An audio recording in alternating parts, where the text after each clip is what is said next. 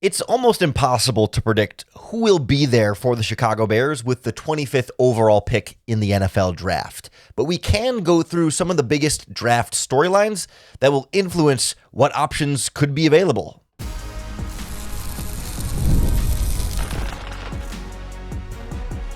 You are Locked On Bears, your daily Chicago Bears podcast. Part of the Locked On Podcast Network, your team every day.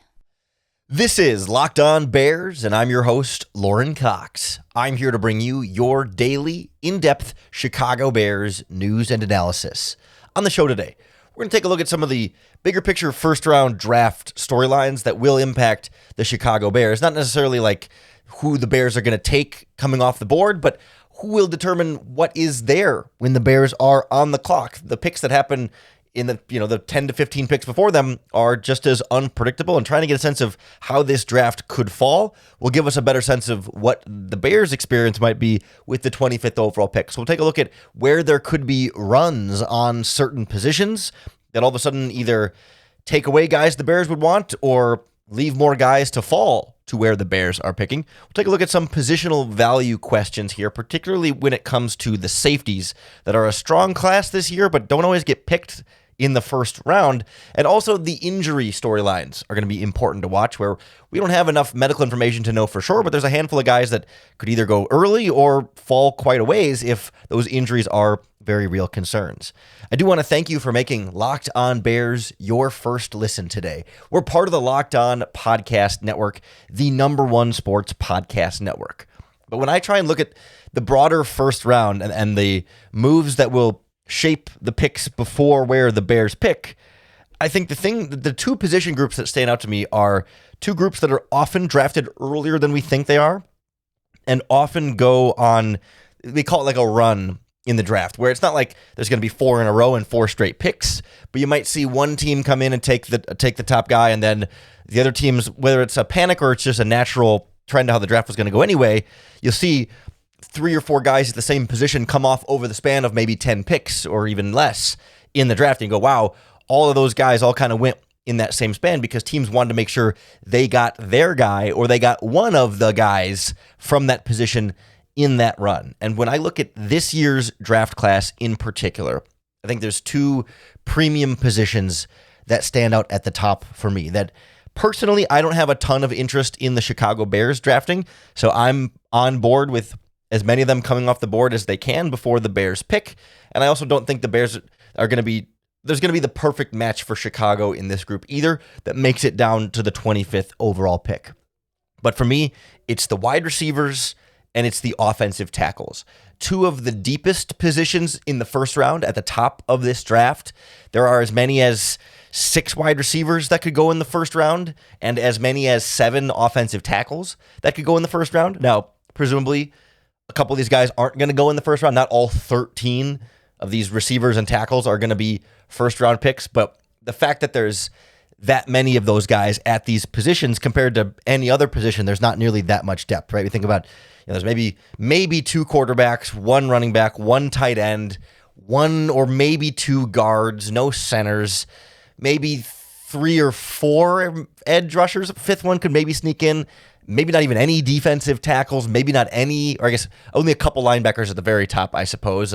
Maybe 3 or 4 cornerbacks, and we'll talk about the safeties in a minute here. Like the fact that there's 6 potential first-round wide receivers and 7 potential first-round offensive tackles is where the concentration is here. If I'm a team that needs a wide receiver or especially a right tackle in this year's draft class, it's a good spot to be in the middle or late of the first round here.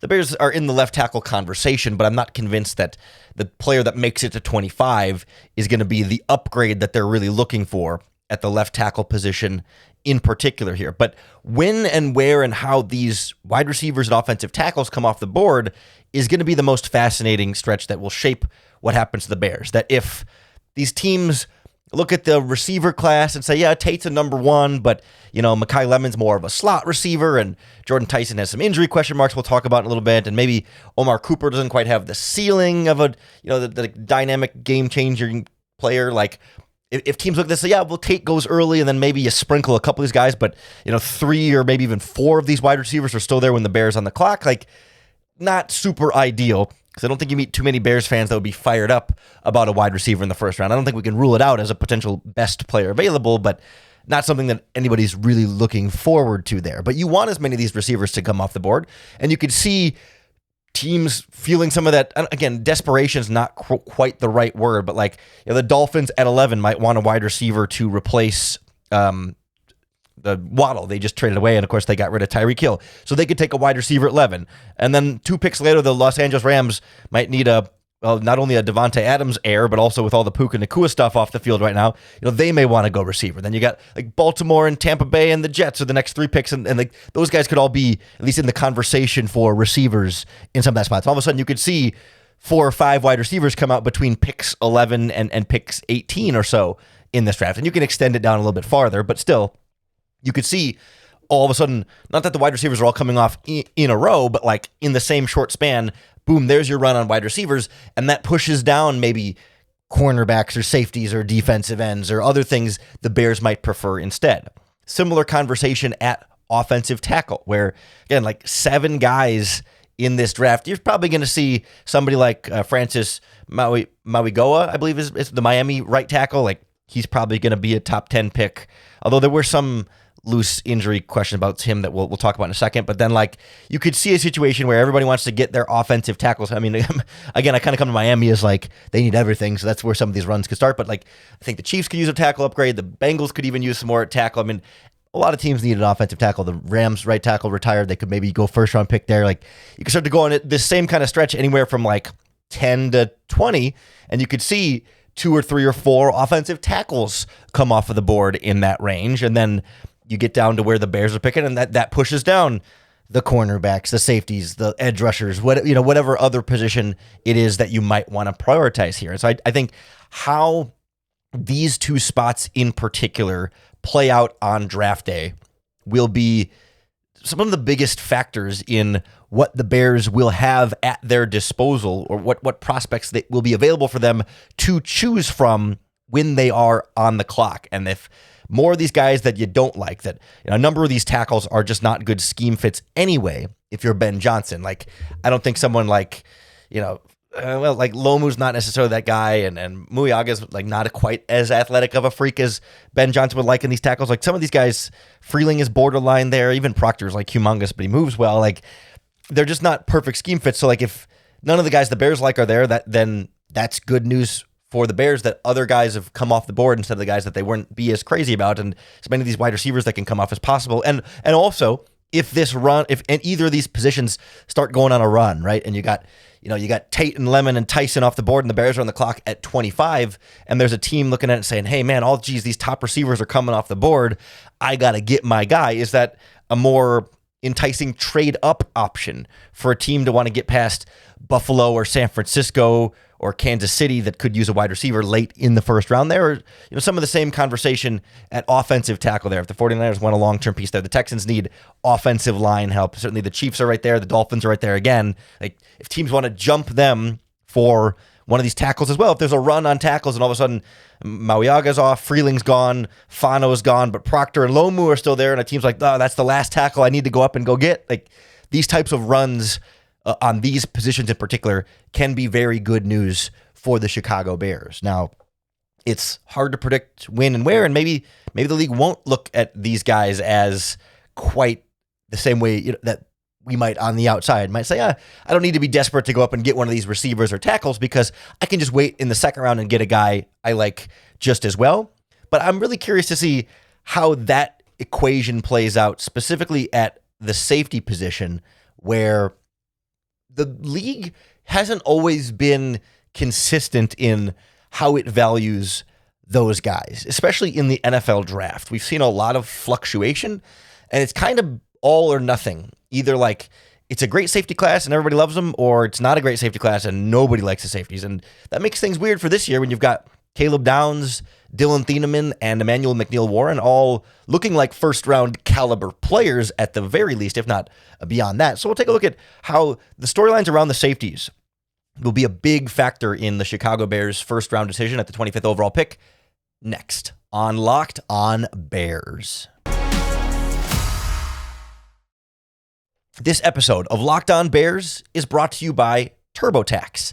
It's tax time, but for a lot of us, the old way of doing taxes is a lot. Trying to book an appointment that's not the most convenient, sitting in a waiting room with your stack of papers, emailing back and forth and wondering if they really get your situation. But this year, you're getting a major upgrade. Intuit TurboTax now has in-person locations nationwide, where you can meet face-to-face with a real tax expert, and your documents get uploaded straight to your TurboTax app on the spot. And just like that, you're done. Your TurboTax expert works to get you every dollar you deserve, while you get real-time notifications as you go about your day. It's the relief of walking in and meeting a real person, and walking out knowing your taxes are being handled right. Head to turbotax.com/local to find a store near you and book your appointment. I do want to thank you for making Locked On Bears your first listen today. Whether it's your first time ever tuning in or maybe it's your 100th time tuning in, we appreciate you making us a part of your day. If you'd like to get access to an ad-free audio feed of Locked On Bears, you can join the Locked On Bears Everydayers Club. The ad-free audio is compatible with Apple Podcasts and Spotify. It's right in the same app you use to listen to the show, also some of the other major podcasting apps as well. And you'll also get access to an exclusive listener group chat just for members of the Locked On Bears Everydayers Club. The place to go to sign up is lockedonbears.supercast.com. And you can always find that link in the show notes description wherever it is that you tune in to the podcast. But I think the position group I'm most fascinated about on draft day is the safeties. It is simultaneously the position I feel the strongest about in terms of the talent. Like in most cases, Dylan Thieneman or Emmanuel McNeil-Warren feel like they should be best player available for the Chicago Bears if they are on the clock. I just really like the talent that both of those guys have. And I saw like Nate Tice from Yahoo Sports is out today saying he actually likes McNeil-Warren better than Thieneman. I disagree, but I understand it. You know, like both of these guys feel like they should be firmly first round selections. That Caleb Downs has been talked about as a top 10 pick, the Ohio State safety. We don't even really consider him for the Bears because he's not going to make it down to 25, right? And even Dylan Thieneman is he's typically picked a lot like the 15 to 20 range in mock drafts. Like I think he's the most popular mock draft pick for the Minnesota Vikings at 18, but he could go to the Panthers at 19. And so even the Chargers or Eagles or Browns could make some sense in there as well. Like there's a lot of teams that could need a safety and could want to grab someone like Dylan Thieneman or Emmanuel McNeil-Warren or both before the Bears are on the clock at 25. Like it's easy for me to look at this draft class and say, those guys are just better than some of the other defensive line prospects, offensive tackle prospects, even the cornerback prospects. Like these safeties just feel like the better, more well-rounded players. But even when we've had talented, well-rounded safeties in the NFL draft, teams have not always been eager to draft them early. Especially in the NFL draft, they get categorized similarly to running backs in some ways. That like there's plenty of good players, but it's a question of positional value, where you see it in terms of contracts that are handed out across the NFL, that safeties don't get paid as much as other positions.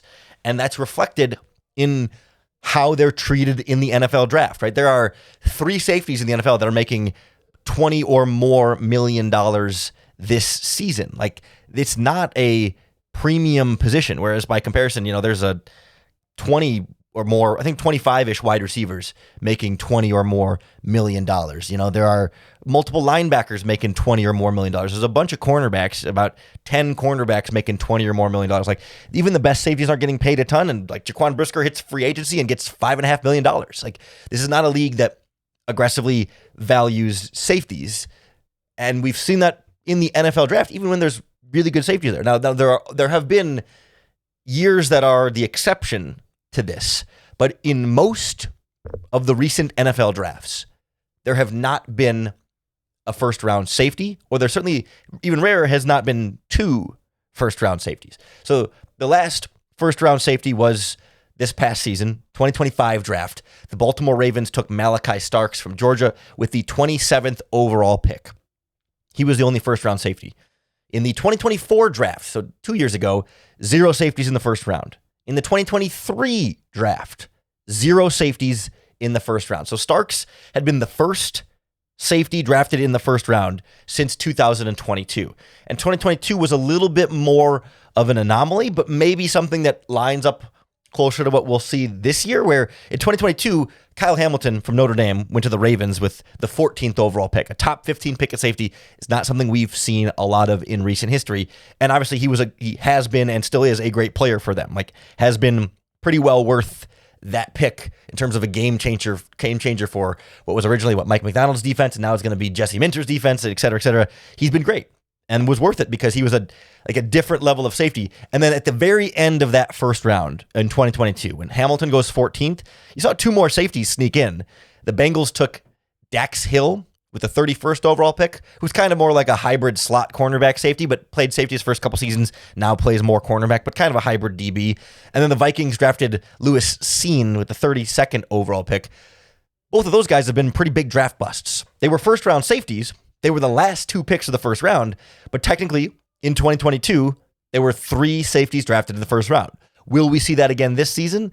Well, it's hard to predict because in 2021, 0 safeties in the first round. In 2020, 0 safeties in the first round. So in 2020, 2021, and then 23 and 24, there have been 4 different drafts in the last 6 drafts. 4 out of the last 6 drafts have had 0 safeties taken in the first round.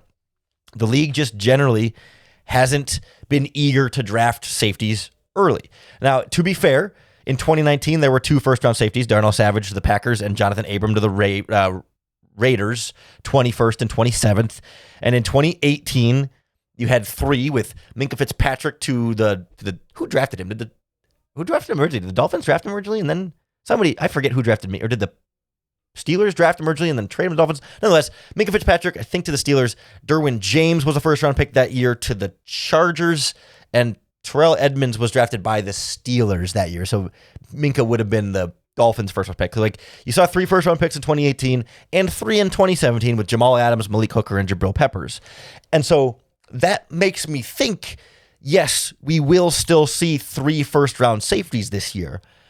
But I just think maybe at the minimum we should calibrate that they might not all go as early as we think. That, like, Kyle Hamilton went 14, and that's maybe about where we should project Caleb Downs. Like, we just don't see safeties go in the top 10 of the NFL draft. Minkah Fitzpatrick went 11. That's probably as high as, I mean, I haven't paid super close attention to the teams picking that high and who might take the safety there, but it would be surprising for me to see a safety go in the actual top 10 of this year's draft.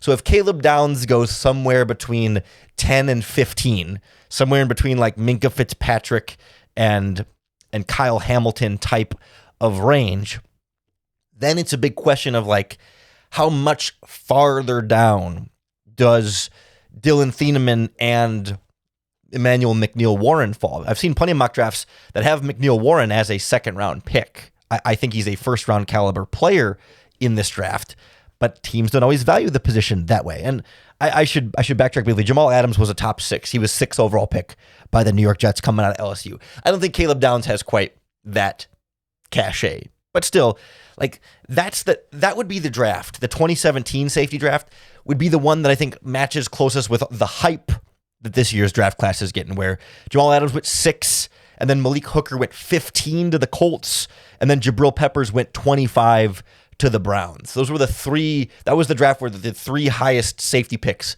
in recent history. So could you see something similar where Caleb Downs goes, 8, 9, 10, you see Dylan Thieneman goes 15, 16, 17, 18, 19, and then Emmanuel McNeil-Warren goes, 24, 26, 27, in that kind of range, and you do go boom, boom, boom? Perhaps. I think they should. I'm advocating on behalf of the idea that these guys are all first-round caliber players. I'm not here to say that they shouldn't be. I'm just wondering that the NFL doesn't always treat safeties as worthy of as early of a pick as we do on the outside evaluating the safety position. So at the very least, I think it increases the odds that certainly that Emmanuel McNeil-Warren is there at 25. I would be a little surprised if he doesn't make it to 25. Whether or not the Bears see him as the scheme fit for them is a slightly different question, but I think he should, in theory, be there for the Bears to pick at 25 if they want him. Just given that we rarely see 3 safeties go before, like in the top 25 of the draft. Dylan Thieneman is much more of the wild card for me. It wouldn't stun me at all if he's picked 15th or whatever, like I'm not picking a team specifically, but like, that if Caleb Downs goes again, like 7, 8, 9, or 10, that then Dylan Thieneman could go 13, 14, 15, or 16 in that range. And like, oh, wow. It felt for a second there, it felt like these safeties are really rolling, but then you hit the brakes a little bit and Emmanuel McNeil-Warren comes off and you hit the brakes a little longer. And then, you get deeper into the second round before more safeties go. But it wouldn't stun me as well if McNeil-Warren makes it to the second round. That teams look at him and say, hey, box, strong safety, not as versatile as some of these other guys, not as dynamic of a coverage player on the back end as some of these other guys. Maybe I don't want to use a first-round pick on him, collectively, the league might say. So the positional value at safety is one of these like fun draft day question marks that we get to unpack here. The last one for me is injuries. There's a handful of key players in this first round that are dealing with varying degrees of injuries from the last month to year that we on the outside just can't have a very educated medical opinion on how that may or may not affect their draft stock. So we'll take a look at who could fall or go earlier than we think based on how healthy they are and how team doctors evaluate their medical situations next on Locked On Bears. This episode of Locked On Bears is brought to you by Indeed Sponsored Jobs. Workplace chaos, deadlines stacking up, inbox overflowing, and the one position you have to fill still sitting open. When the pressure's on and you need the right hire, this is a job for Sponsored Jobs. Indeed Sponsored Jobs helps you reach the people who actually fit what you're looking for with the skills, experience, and location you prefer, so you're not just hoping the right candidate stumbles across your post. So if you're hiring, spend less time searching and more time actually interviewing candidates who check all of your boxes with less stress, less time, and more results. When you need the right person to cut through the chaos, this is a job for Indeed Sponsored Jobs. And listeners of this show will get a $75 sponsored job credit to help get your job the premium status it deserves at Indeed.com/podcast. Just go to Indeed.com/podcast right now and support our show by saying you heard about it on this podcast. Indeed.com/podcast. Terms and conditions apply. Need to hire? This is a job for Indeed Sponsored Jobs.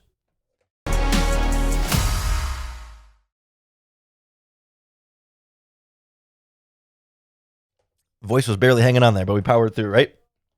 So the other storyline for the NFL draft in the first round in particular that will be interesting to watch, that we don't really have much predictive analysis on, but can at least identify ahead of time like, hey, here are some wild cards that could shake things up and change who is available to the Bears or who the Bears might have the chance to take or not take, depending on how their injury situation goes. We'll start at the top, where I don't think this player will become available to the Chicago Bears, but could fall and then shake up the draft as a result of that fall. And it's the aforementioned Francis Mauigoa from Miami, their right tackle, who I don't think has like a robust injury history throughout his college career, but like as he's been working through like combine and pro day stuff, he has some kind of back issue that popped up that I don't know that it has become like, it's not something that is going to like be this devastating injury, but he's got some kind of disc issue that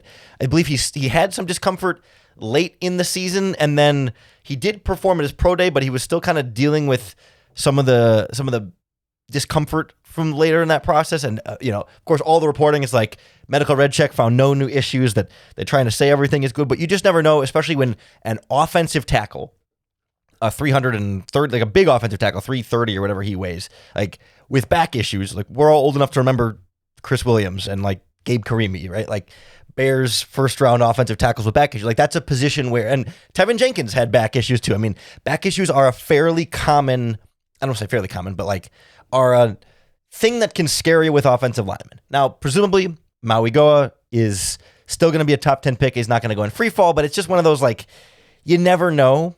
And we might not know. We hear loose reports that, oh no, things are fine, but that probably comes from his camp, and teams could disagree, right? Like not every team is going to have the same medical evaluation of him. See Max Crosby for further example there.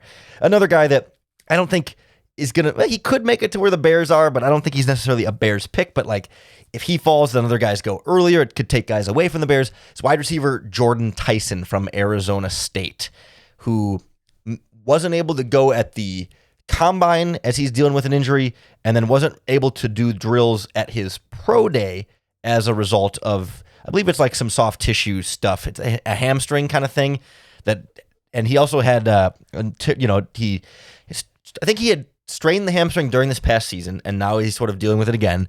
I think he dealt with a collarbone injury a couple years ago, and I think he had some kind of knee thing earlier in his college career. I don't remember. It was like, I don't know if it was an ACL, MCL thing, but like he has had an injury history, and now one of those injuries that's been lingering since last season seems to have affected his pre-draft process. And evidently, he's like planning some kind of workout that he's going to host for teams right before the start of the draft to show him like, hey, my hamstring is fine. It's good to go. But in a draft like this, where we talked about there's as many as like 6-ish first-round caliber wide receivers, does someone like Jordan Tyson fall, and then guys like Omar Cooper Jr. or Kevin Concepcion from Texas A&M or Denzel Boston from Washington, like do those guys start to go earlier and a wide receiver falls because of his injury situation? That could change who is available for the Chicago Bears, and would a team want to trade up for Jordan Tyson to 25 if he's fallen all that way, so they want to make sure they go get him because they're not the team that's worried about the injury? You just never know. One other injured guy who, for me, it's a little bit more wishful thinking because by all accounts, everything has been fine. But Tennessee cornerback Jermod McCoy missed all of this past season, 2025, with a knee injury. I think it was a torn ACL or something in the knee. And so just didn't get to see his final year of tape. Now he worked out at his pro day and had a great showing and looked fully healthy, good to go. And he was at least at the combine, so teams get the medical red checks. Like presumably all the boxes are checked in the positive way for someone like Jermod McCoy. But if some teams still had concerns about the knee for whatever reason, and he made it to 25, he to me would be the best cornerback choice for the Bears there in this draft. Like I think he'd be a plug-and-play starter opposite Jalen Johnson. I'm not counting on that happening. It's a little bit more like wishful thinking, but we just never know with injuries. And sometimes guys fall on draft day for injuries we didn't even know about. And so when you do have guys with injuries we do know about, then that's something to pay extra attention to on the front end. One of the more I don't say injury-prone players. One of the players in this draft with the most robust injury history is Miami defensive end Akeem Mesidor. Has a bunch of injuries. I mean, it helps that he's been in college for 6 years, but like he's had quite a variety of injuries all along that way. How does that affect his draft stock? He still plays at a super high level. Hasn't missed like crazy amounts of time, but just like games here and there and a bunch of different stuff he's dealt with. So he's a really good player. He's an older player, and he's got an injury history. How does that affect where teams view him and his draft stock? Could he be there at 25? Does he go before the Bears at 25? I mean, he could be the third best, or he could be the third edge rusher off the board, depending on where you count Arvell Reese, I guess. If you count him as an edge rusher, then fourth. But like, it's David Bailey, Reuben Bain, and then there's a competition for who's next. And it could be Akeem Mesidor, but if it's the injury situation and teams are scared off by that, well, then he could fall and potentially be an option there at 25. Two more quick I'll throw in here before we wrap up. Cornerback Avian Terrell from Clemson. He dealt with some kind of, again, soft tissue hamstring type of injury when he ran his 40-yard dash at his pro day and pulled up kind of sore with one and didn't run as fast as he wanted and didn't do any more drills after that. And I don't think he ran at the combine. So there's just some soft tissue stuff with him, and him being a lighter, smaller, frailer player. Are there more concerns about, him being fragile or whatever? Like, I think that could be a question mark for him just because teams haven't gotten to see him really fully work out in this pre-draft process up to this point. And then the big one is Caleb Banks, literally the big one, the defensive tackle from Florida, who is dealing with a left foot issue this past season and then re-aggravated. That's the same left foot. I don't know if it's the same issue or how they sort of weigh that, but like has been dealing with multiple issues in the same foot now through the combine and pro day circuit and all that stuff. Like the status of his foot is a real question mark here. And I think if Caleb Banks were 100% healthy and had been 100% healthy all of the 2025 season, he would be a surefire first-round pick. The injury is what will most likely make him a second-round pick. I don't think a team is going to take him in the first round.